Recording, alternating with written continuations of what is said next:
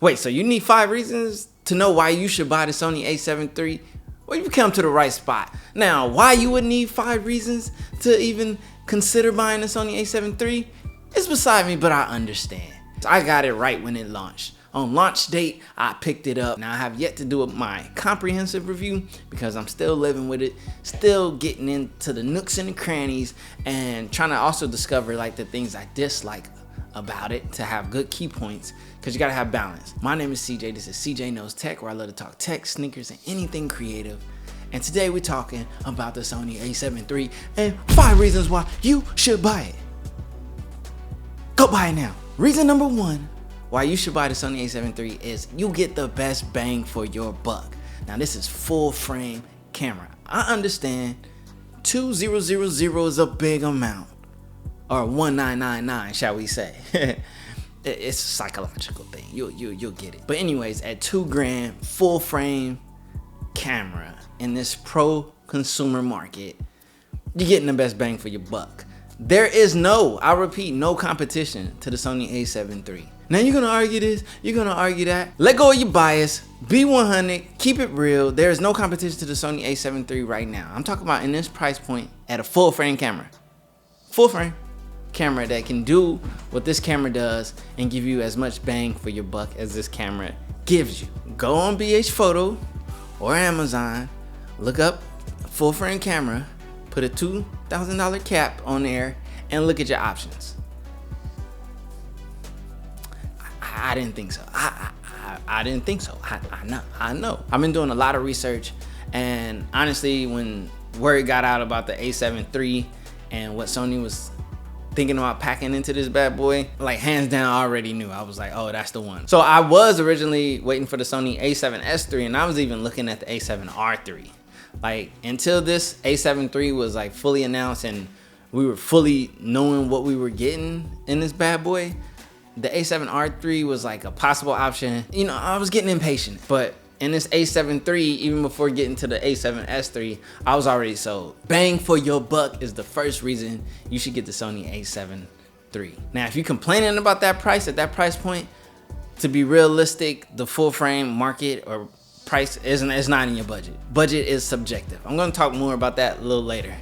But so if you do decide to grab this Sony A7 III, I did a video about the top lenses, top budget Sony lenses, Sony native lenses that you should get to go along with this. So get ready to pull the trigger on that. Check out this video up here and learn about the lenses that you need to get. But bang for your buck. All right, now the second reason, two, this is gonna play a part into the reason. The second reason you should get the Sony A7 III is because they're dual SD card slots. Why would I need dual SD card slots? There's multiple reasons. Now, the number 1 reason, which this is not the point that I'm going to stress, but this is a point that a lot of people like dual SD card slots, is for having a backup. So you can literally record your video to both SD cards at the same time, or shoot your photos to both SD cards at the same time. Gives you backup, gives you peace of mind. That's cool. And that's a huge selling point on the dual SD card slots. But for me, and how I use my dual SD card slots, is I separate my videos to one SD card slot and then my photos to the other. Now, why is that important? Because that gives me a full SD card slot completely for video. I'm getting all 128 gigs dedicated to straight video. That is very important to me. I shoot a lot of video. I fill up an SD card quick. Now, when I shoot my photos, I shoot in RAW/JPEG. So it's taking a RAW photo as well as a JPEG of that exact same photo. RAW files are big and huge. So if you combine those on an SD card, you fill that SD card up way too fast. But if I separate them, I got cushion. I can keep multiple video projects on that one video SD card without having to worry about, oh, if I go and shoot a bunch of photos while at a certain event or a certain location, that I'm cutting down on my video time. They both have their own separate space to live, and it is amazing. I love it. Now, I'm not getting that backup that most people use for the dual SD cards, but I live life a little risky. And that's a risk I'm willing to take, but the convenience of having a full SD card to video is super convenient for me. I don't know if you ever thought about that for you as far as using the dual SD card slots, but I just wanted to give you another reason outside of the typical cliche reason you're gonna get told. Yes, it's cool to back it up, but to separate is awesome too. Boom! Reason number 3 to buy the Sony A7 III is dynamic range. When you get a full frame sensor, you're getting so much more light. Let me hit that hand gesture one more time. So much more light, which means that the darker parts of your videos and photos are gonna retain more detail. So say if you got a harsh light on one side and then you're getting all this shadow on this side, well, within those shadows, you're still gonna retain more detail. But typically, where there's low light and where there's shadows, that's where quality degrades. That's just a fact. That's how cameras work. But the higher your dynamic range on your sensor, the more detail is retained in those spots. So if you do decide to lift or brighten the shadows, you still retain some detail. So when you get there, the quality is still good. That is very important. Or you can take a dark, low lit photo or even shoot a little underexposed, bring it up in post and still retain quality. Very important. Now, the A7R III in the sense of photos, that's probably more of an A1, but the 24 megapixel sensor you're getting on the A7 III, you're getting a lot of leeway. Now, you're not getting that big 42 megapixel where you can crop in as crazy and do all that leeway, but if photos is like your A1 bang shebang, number one thing you really focus on, you might want to lean towards the A7R III. But if you're in between and you're doing both photo and video, the A7 III is the one. The one. Now the A7S III is more geared towards video, and we don't even know what that's gonna bring. We still waiting, Sony. But when that drops, we'll be able to add that and give more context and comparative narration or whatever. I don't know. I was trying to sound all yeah.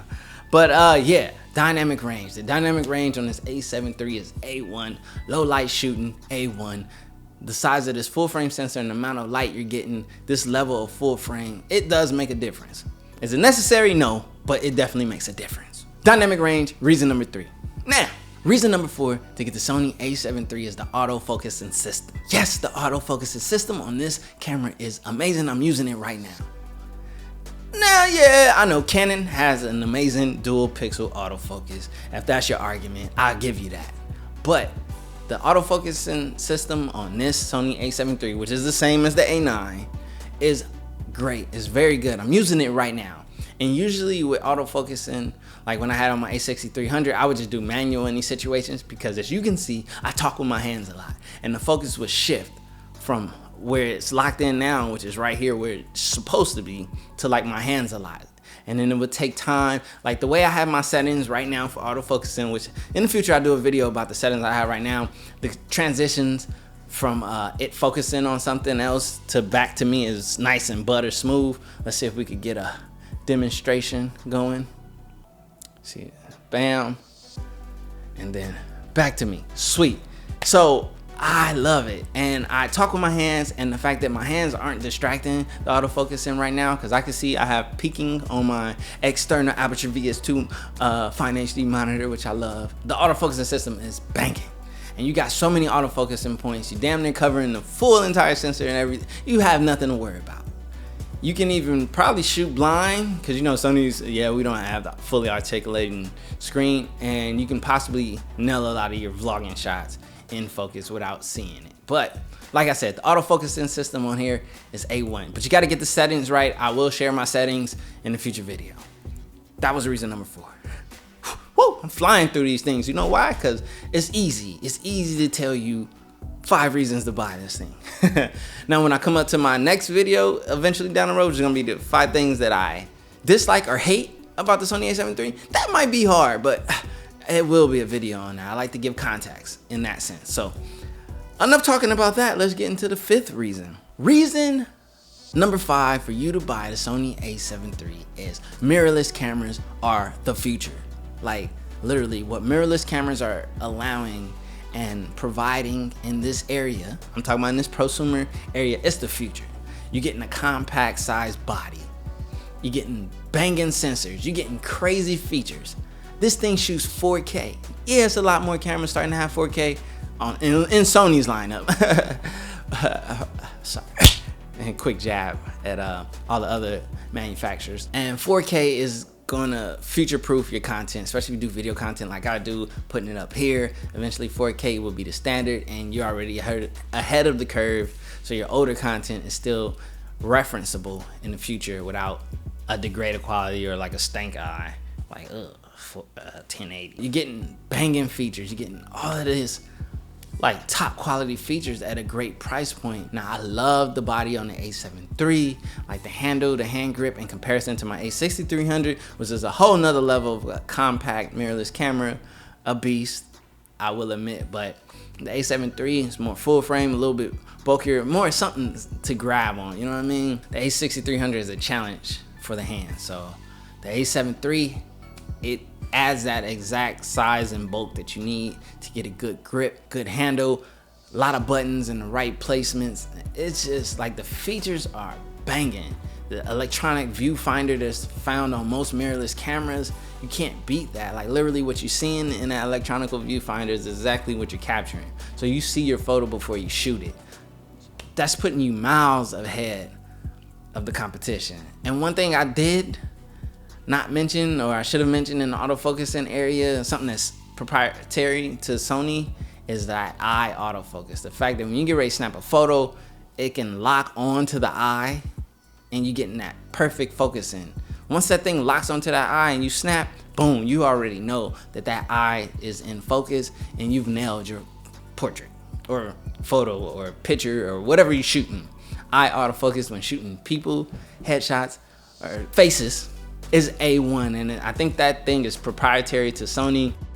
And there's so much more when it comes to the Sony system and so forth.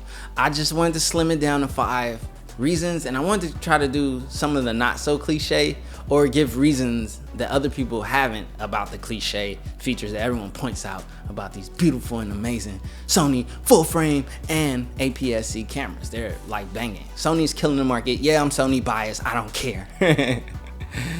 You gotta pay to play, you gotta love it. But like literally, and so far, this camera has been a joy to use and own. Obviously, I'm gonna give the context of the plus and minuses in my full review, and as well as my 5 things, you know, I can't even say it right now because I love this thing so much. But if you needed any more convincing or any more reason to buy it, just take it from an honest consumer with an honest review that I'm gonna give you. I'm not gonna BS you or play you. Yeah, I know you could get the more technical photo or camera reviews from other camera connoisseurs or enthusiasts or whatever they call themselves, but a lot of those are boring. I try to bring a little fun, more truthful, honest, just straight consumer opinion. And my opinion is to buy this thing now. Whoa. Before we go any further, smash that like button, smash that sub button. My name is CJ, this is CJ Knows Tech. I just gave you 5 reasons why you need to buy the Sony A7 III right now. There's a link in the description if I've even persuaded you, which I'm pretty sure you're already gonna buy this thing. If you're looking up this video and you're looking up any video similar to this, you're probably already committed. You just need that extra push, and I just gave it to you. So go get the Sony A7 III. Enjoy being a Sony hybrid shooter, and I've got nothing else for you. Until the next video, I'm out. Peace.